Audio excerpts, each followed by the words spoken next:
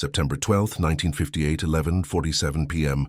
Inside Lennox Lounge, 300 people are about to witness the impossible. A bodyguard raises his gun behind his boss's head. The man he's sworn to protect, the man he calls brother. He pulls the trigger, click, nothing. And in that moment of silence, 5 words echo through Harlem's underworld that will become legend. I've been counting on you. The mystery revealed, what nobody knew, what history books won't tell you, is that Bumpy Johnson had known about the assassination attempt for 3 weeks. 3 weeks to prepare, 3 weeks to turn a death sentence into a chess move. But to understand what happened that night, you need to understand who Bumpy Johnson really was. He wasn't just another gangster. He was Harlem's protector, the man who stood between his community and the wolves that wanted to devour it. Historical context: the Siege of Harlem. By the late 1950s, Harlem was under siege. The 5 families, the most powerful criminal organization in America, wanted control of Harlem's numbers racket. Nickels and dimes from poor folks that added up to millions of dollars. But there was one problem standing in their way. His name was Bumpy Johnson. He'd built something the Italians couldn't understand. He didn't rule through fear alone. He ruled through respect Bumpy's power. When Harlem families couldn't pay rent, Bumpy paid it. When police harassed black businesses, Bumpy made phone calls that made the harassment stop. When Italian mobsters tried to muscle in on local operations, Bumpy pushed back hard. The 5 families had tried everything. They'd sent enforcers. Bumpy sent them back in ambulances. They'd tried negotiating. Bumpy told them Harlem wasn't for sale. They'd tried bribing politicians. Bumpy had better connections. By 1958, the families were desperate. And desperate men make dangerous decisions. The 5 families' plan. Frank Costello, the most powerful mob boss in New York, called a meeting. All 5 families sent representatives. We've tried force, we've tried money. We've tried politics. Costello's voice cold and flat. None of it works, this man is untouchable. Carlo Gambino lit a cigar, his face half in shadow. So what do you suggest? Costello leaned forward. We make him touchable. We find the one person he trusts completely, and we turn them. That's when someone mentioned Big Sam. The betrayer, Samuel Big Sam Foster, had been with Bumpy since 1953. 5 years of loyalty. He'd taken bullets for Bumpy twice. He'd been there when Bumpy's mother died. He'd been at Bumpy's side through wars, through police raids, through everything. If anyone could get close enough to kill Bumpy Johnson, it was Big Sam. But every man has a weakness, and the families knew exactly how to exploit it. Sam's youngest daughter, Kesha, was dying of tuberculosis. The medical bills were crushing him. He'd asked Bumpy for help, got $2,000. But it wasn't enough. It was never enough. The devil's offer? Tony, the collector Maroney, specialized in finding weaknesses. 5 minutes. Hear me out. If you don't like what I say, you walk away. Inside, neat stacks of $100 bills, $50,000. Enough to pay every medical bill. Enough to move your family somewhere safe, somewhere clean, where your daughter can breathe. Sam stared at the money. His daughter's life, his family's future. All for one trigger pull. And if I say no, Tony's smile faded, then your daughter dies slowly in that charity ward hospital. The eyes of Harlem. What Big Sam didn't know, what Tony didn't know, was that before Sam even got into that Cadillac, Bumpy Johnson already knew. Bumpy had eyes everywhere. Bartenders, shoeshine boys, cab drivers, janitors. People nobody noticed. People the Italian mob never thought to pay attention to. A parking attendant named Jerome had seen Tony's Cadillac pull up. He'd seen Sam get in. 2 hours later, he was in Bumpy's office. Bumpy looked at the paper with the license plate, then at Jerome. You didn't see anything. You weren't there. Understand the impossible choice. Bumpy Johnson sat for 2 hours thinking. Sam had been with him for 5 years. Good years, loyal years. They'd been through wars together. Bumpy could have killed Sam right then. One phone call and Sam would disappear into the East River. That's what most men in Bumpy's position would have done. Eliminate the threat, move on. But Bumpy Johnson wasn't most men. He wouldn't kill Sam, he'd teach him. Over the next 3 weeks, Bumpy watched Sam carefully. He saw the shaking hands, the worry in his eyes. A man struggling with an impossible choice, loyalty or survival. The setup. Bumpy called in a favor from Victor, a gunsmith who'd been modifying firearms for 15 years. I need you to make a gun that doesn't work. A gun that looks perfect, feels perfect, but when you pull the trigger, nothing, just a click. 4 days before the hit, Bumpy sent Sam on an errand across town. Don't come back without it.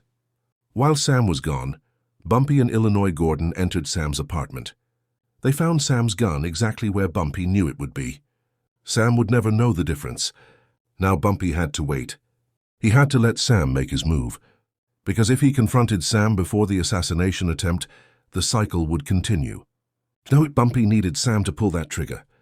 The club was packed, 300 people, musicians, hustlers, businessmen, politicians. Bumpy sat at his corner table in an impeccable grey suit, his trademark fedora beside an untouched glass of Hennessy. Big Sam arrived at 11:30. He'd been drinking, not enough to be drunk, but enough to steady his nerves. At 11:47, Sam made his move. Through the crowd, hand inside his jacket. 6 feet away, then 4, then 2, he drew the gun, aimed at the back of Bumpy's head, and pulled the trigger. Click! The sound of a firing pin hitting nothing echoed in that suddenly silent room. The bartender's eyes went wide. Conversations died mid-sentence. 300 people turned to look at Big Sam standing there with a useless gun in his shaking hand. Bumpy took a slow sip of his cognac, set the glass down gently, turned around in his chair. He looked at Sam, just looked at him. And in that look was something more terrifying than anger. Disappointment. I've been counting on you. Those 5 words hit Sam harder than any bullet, because in that moment Sam understood. Bumpy had known everything, the approach from Tony, the 50,000, the plan, all of it. Sam sank to his knees, tears streaming. I'm sorry. God, Bumpy, I'm sorry, my daughter. I know about your daughter, Bumpy interrupted, his voice quiet but carrying through the silent room. I've known for 6 months. He dropped an envelope on the table. You think I don't take care of my people? Inside the envelope, Kesha's medical bills paid in full that morning. A check for $5,000 for his family. Sam's eyes filled with tears. But why didn't you tell me? Because I needed to know. I needed to know if you'd choose money over loyalty.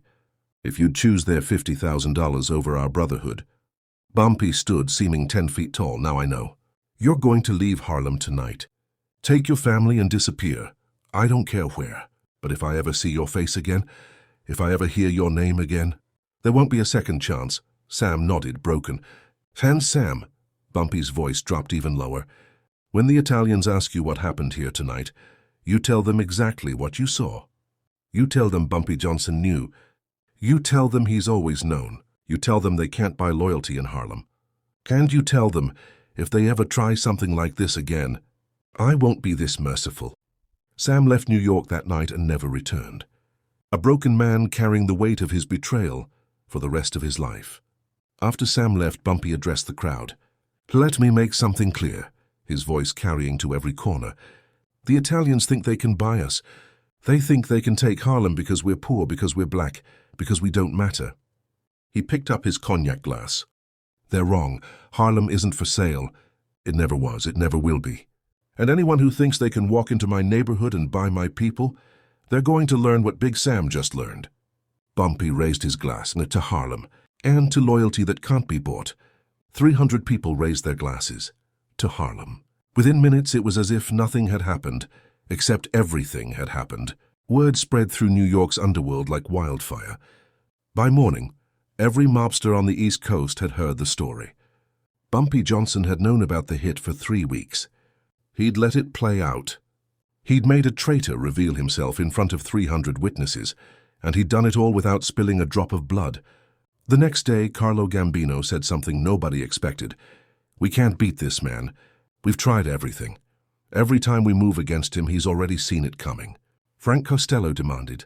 So what do? Gambino lit a cigar. We leave Harlem alone. It was the first time the 5 families had ever backed down from a territorial dispute without a shot being fired. Bumpy Johnson lived another 10 years after that night. He died in 1968, not from a bullet, but from a heart attack. Ironically, in the same Lennox Lounge where he'd faced down Big Sam.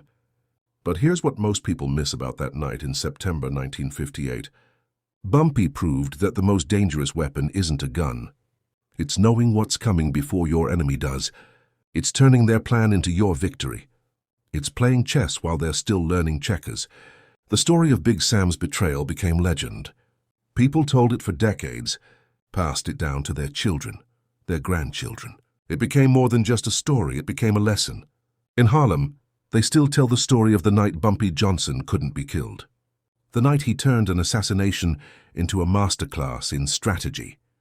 Big Sam took $50,000 from the mob and left with nothing but shame. And Bumpy, he went back to his corner table, finished his cognac, and kept being the king of Harlem. Because true power isn't about violence, it's about vision. It's about being 3 moves ahead. It's about proving that in a world where everything has a price, some things, loyalty, honor, community, can never be bought.